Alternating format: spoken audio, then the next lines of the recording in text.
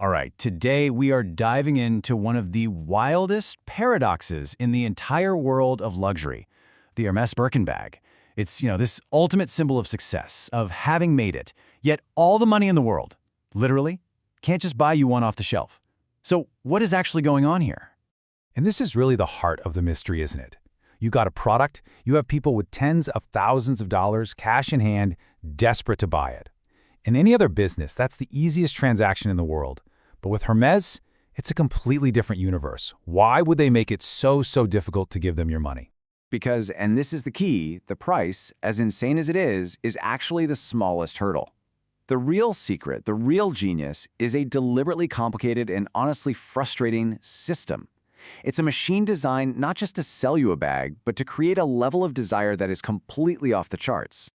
To really get this system, we've got to rewind the clock a bit. This isn't just about a handbag that got popular a few years ago. No, this is about a legacy that Hermès has been building brick by brick for over a century and a half. It all started way back in 1837, and they weren't making bags, they were making these incredible leather harnesses for European royalty. So that DNA of craftsmanship for the absolute elite, that's there from day one. Then came the icons. In the 50s, the Kelly bag became a legend totally by accident after Princess Grace Kelly used it to hide her baby bump from the paparazzi. And then in '84, the Birkin itself was born, sketched out on an airplane sick bag during a random flight with the actress Jane Birkin. The point is, these weren't cynical marketing ploys. They were real, authentic moments that created a story you just can't buy. Okay, so you've got this incredible legacy. How does that turn into the strategy they use today? Well, it all comes down to a classic economic idea that Hermès has basically pushed to its most extreme conclusion. The whole thing is built on this concept of a Veblen Good. It's a fascinating, counterintuitive idea where a product breaks all the normal rules of economics. For most things, if the price goes up, demand goes down, right? Not for a Veblen Good. For these items, the more expensive it gets, the more people want it. Why? Because the ridiculous price tag is the feature. It's the ultimate signal of status. But here is where Hermès plays a completely different game. Most luxury brands, they stop at the price. A high price signals status. End of story. For Hermès, that's just the entry fee.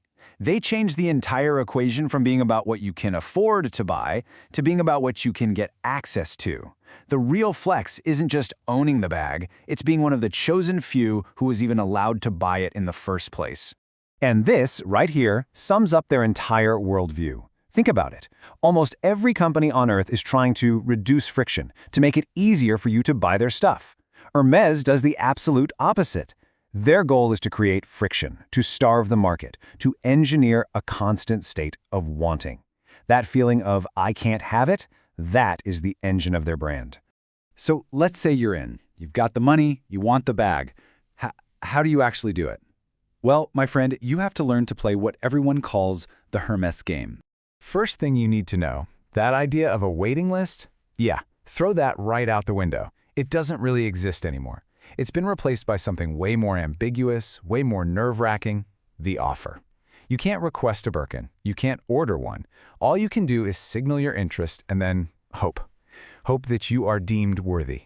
So how do you get worthy? Step one is what's known as the pre-spend. You have to buy a lot of other Hermès stuff first. We're talking scarves, shoes, jewelry, home goods. You have to prove your loyalty and your value to the brand. Step two, you have to build a genuine relationship with a sales associate or SA. They are the gatekeepers. They hold all the power. And then finally, step three, you wait. And if you've played the game right, you might one day get the call, an offer to purchase a bag. And get this, you often don't even get to choose the color or the leather. They offer you what they have. And this is the psychological masterstroke of the whole thing. The dynamic is completely flipped. You're no longer a customer walking into a store. You're more like a supplicant, someone who is actively auditioning and managing a relationship just for the chance to spend 5 figures. It's brilliant, and it's kind of terrifying. Now, the result of all this scarcity and all this game playing is, well, it's pretty mind-boggling. It has literally turned a handbag into a full-blown financial asset, one that can go toe-to-toe with traditional investments. I mean, just look at these numbers. It's wild. Multiple studies have shown that over certain time periods, the average annual return on a Birkin bag hasn't just been good, it has crushed the S&P 500 and left gold in the dust.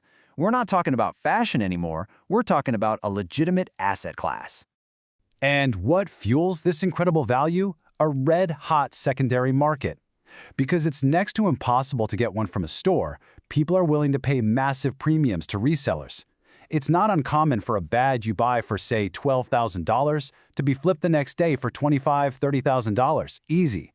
That massive resale value is the ultimate validation of the strategy. And at the absolute tippy top of the market, you get numbers that just seem fake. $380,000 for one handbag. That's the ultimate power of this strategy. It creates an object whose value seems to have no ceiling.